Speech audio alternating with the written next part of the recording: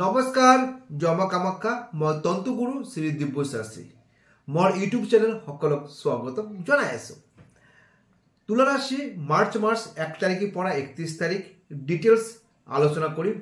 Monthly prediction, health, education, লাভ, marriage life, ভাগ্যস্থান, career স্থান, work place আৰু business আৰু daily income আৰু উপায় দিম এটা কি কৰিলে আপুনি ভাল ফল পাব।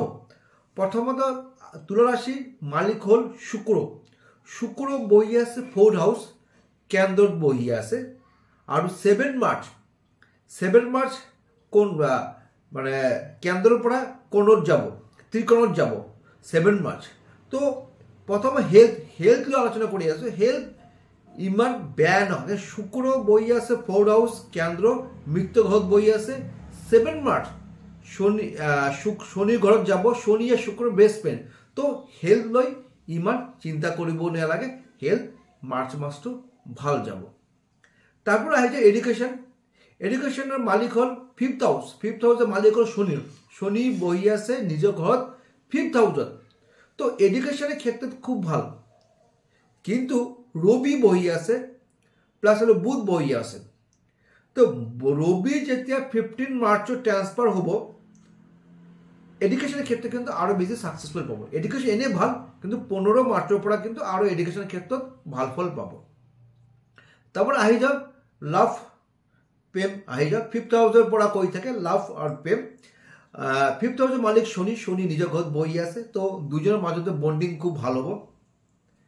কিন্তু 15 মার্চের আগত রবি আর শনি কানেকশন যেটা থাকিব না, অকমান আপনার মিসআন্ডারস্ট্যান্ডিং হব পারে বা দুজনের মধ্যে অকমান খং হব পারে। কিন্তু শনি নিজের ঘৰত বহাৰ কারণে কিন্তু এই মাসটো ভাল ফল পাব। যোনে সিঙ্গেল আছে, আজিলৈকে গার্লফ্রেন্ড হওয়া নাই বা বয়ফ্রেন্ড হওয়া নাই, 15 মার্চের পাছত অকমান আহাৰ সম্ভাৱনা খুব বেশি আছে। তারপর আহি যাও আমি লাইফ পার্টনার 7 হাউস। 7 হাউসের মালিক হল আপনার মঙ্গল বহি আছে, কেন্দ্র বহি আছে তুঙ্গি মানে তুঙ্গস্থ।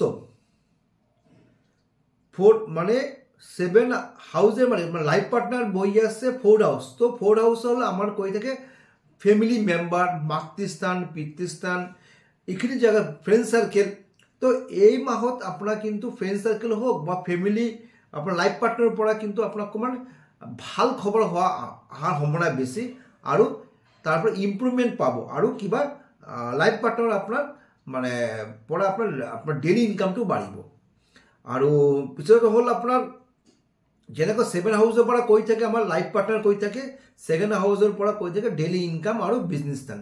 তো 7 হাউসে যেতিয়া আপনার 4th হাউস বহি আছে 16 মার্চত যেতিয়া মঙ্গল আপনার 5th হাউসত যাব, তাহলে আপনার আরো বেশি ফল পাব।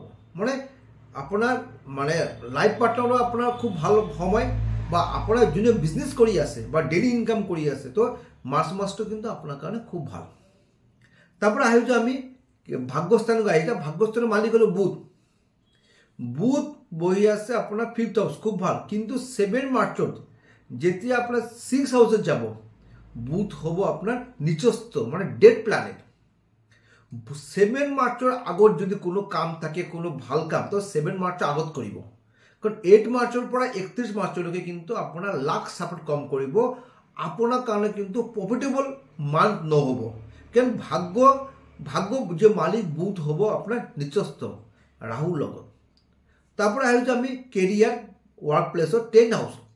10 হাউসের মালিক হল চন্দ্র প্রত্যেক 2 দিন 4 ঘন্টা পিছনে আপনার চন্দ্র চেঞ্জ হয়ে থাকে। তো আপনার কর্মস্থান যে আছে, কর্মস্থানের যে মালিক আর ভাগ্যস্থানের মালিক রাহু কানেকশন থাকার কারণে কিন্তু আপনার এই মাসটো কিন্তু আপনার ওয়ার্ক প্লেসও হোক, আননেসেসারি এনিমি শত্রু হব, বস আপনার বেয়া পাব পারে, মিসআন্ডারস্ট্যান্ডিং হব আপনার কলিগের লগত। তো অকমান কেরিয়ার ক্ষেত্রে অকমান সাবধান থাকিব। মানে নিউ জব হওয়া সম্ভাৱনা খুব কম আছে।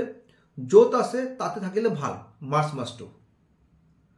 আপনাৰ সৰু এটা টিপ দিছো, এটা কাম কৰিব, একটা আমলখি, একটা লং যিকোনো গণেশ মন্দিৰত দান দিব পাৰে অথবা দুৰ্গা মন্দিৰত দান দিব পাৰে। যদি মোৰ ভিডিও ভাল লাগে লাইক এন্ড শেয়াৰ কৰিব পাৰে।